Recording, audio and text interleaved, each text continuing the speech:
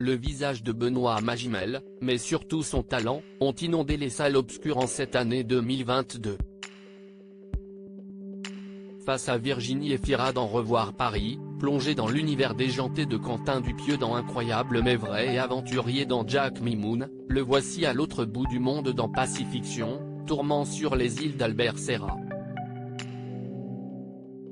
Dans ce long métrage, il incarne un haut fonctionnaire en Polynésie française, représentant de l'État français et homme de calcul aux manières parfaites. Fascinant et puissant, il l'est aussi dans son interview pour Libération.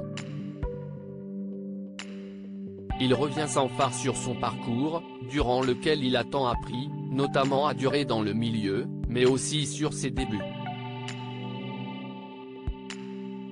Le mari de Margot Pelletier, père de 2 enfants, évoque ainsi un rôle particulier qu'il n'a pas obtenu, mais qui a laissé des traces. Explosant au cinéma dans La vie est un long fleuve tranquille alors qu'il n'a que 13 ans, Benoît Magimel s'est rapidement décidé à se consacrer entièrement au métier d'acteur, malgré son jeune âge qui aurait pu lui jouer des tours. Il tente alors différents castings et est approché pour un film du cinéaste Jacques Doyon. Quand il préparait Le Petit Criminel, Jacques Doyon m'a invité au restaurant à plusieurs reprises. Il m'a fait parler.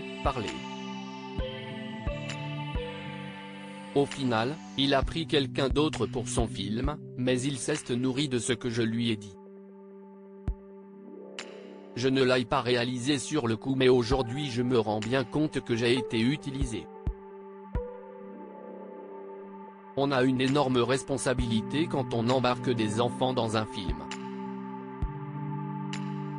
Le rôle est revenu à un autre, Gérald Thomasin, le garçon que Doyon a choisi venait d'une cité, il a été inculpé pour meurtre, a eu un César.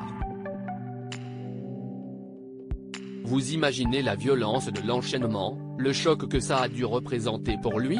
Si est Gérard Depardieu qui m'a dit qu'il y avait toujours une forme d'abus dans le fait de faire travailler des enfants au cinéma. De ce point de vue-là, j'ai eu de la chance. S'il s'est senti utilisé par le réalisateur et s'il n'a pas obtenu ce premier rôle, Benoît Magimel a réussi à se faire une place, décrochant de nombreux prix, pour La pianiste de Michael Haneke à Cannes, et 2 Césars, d'abord pour son second rôle dans La tête haute en 2016 puis en tant que meilleur acteur dans De son vivant.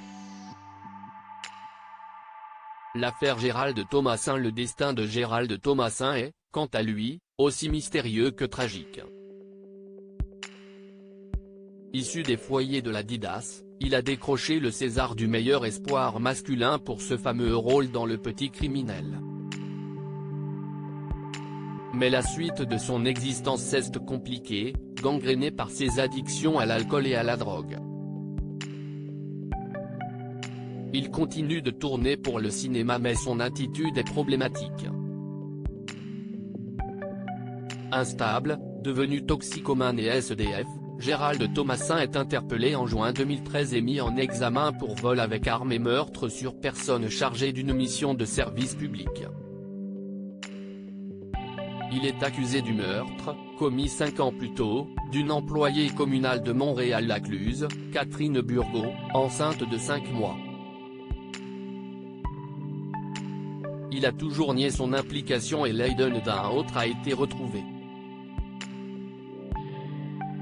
Mais alors que l'ex-comédien s'apprêtait à recevoir un non-lieu en 2019, il a disparu mystérieusement et reste introuvable aujourd'hui.